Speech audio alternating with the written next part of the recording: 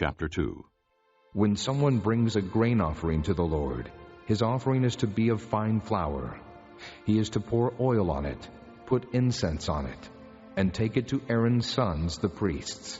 The priest shall take a handful of the fine flour and oil, together with all the incense, and burn this as a memorial portion on the altar, an offering made by fire, an aroma pleasing to the Lord. The rest of the grain offering belongs to Aaron and his sons. It is a most holy part of the offerings made to the Lord by fire.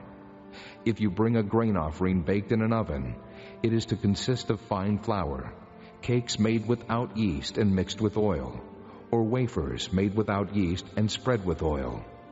If your grain offering is prepared on a griddle, it is to be made of fine flour mixed with oil and without yeast. Crumble it and pour oil on it. It is a grain offering. If your grain offering is cooked in a pan, it is to be made of fine flour and oil. Bring the grain offering made of these things to the Lord. Present it to the priest, who shall take it to the altar. He shall take out the memorial portion from the grain offering and burn it on the altar, as an offering made by fire, an aroma pleasing to the Lord. The rest of the grain offering belongs to Aaron and his sons. It is a most holy part of the offerings made to the Lord by fire. Every grain offering you bring to the Lord must be made without yeast, for you are not to burn any yeast or honey in an offering made to the Lord by fire. You may bring them to the Lord as an offering of the first fruits, but they are not to be offered on the altar as a pleasing aroma.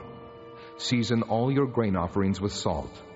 Do not leave the salt of the covenant of your God out of your grain offerings. Add salt to all your offerings. If you bring a grain offering of first fruits to the Lord, offer crushed heads of new grain roasted in the fire. Put oil and incense on it. It is a grain offering.